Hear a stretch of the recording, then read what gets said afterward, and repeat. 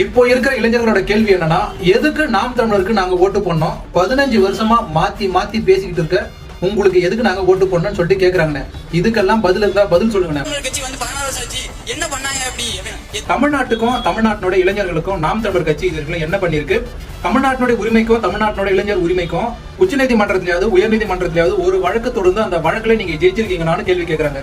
இதுக்கு சீமான் கிட்ட பதில் இருக்கான்னு கேட்டா பதில் இல்ல. நாம் தமிழன் ஒரு கட்சி இருக்கு. இந்த கட்சி 15 வருஷமா தமிழ்நாட்டுல இயங்கிட்டு இருக்கு. இது வரைக்கும் ஒரு எம்எல்ஏ ஜெயிச்சிருக்கீங்களா? இல்ல. ஒரு எம்பி ஜெயிச்சிருக்கீங்களா? இல்ல. ஒரு கவுன்சிலர் ஜெயிச்சிருக்கீங்களா? இல்ல. சரி, ஒரு வார்டு உறுப்பினர் ஜெயிச்சிருக்கீங்களா? அதுவுமே இல்ல. 15 வருஷமா ஒரு ஆணிமே புடுங்காத இந்த நாம் தமிழர் கட்சிக்கு எதுக்கு நாங்க ஓட்டு போடணும்னு சொல்லிட்டு இந்த இளைஞர்கள் கேள்வி கேட்கறாங்க. இதுக்கு பதில் இருந்தா பதில் சொல்லுங்க. நான் டிவி கேட்க ஓட்டு போடுவேன்.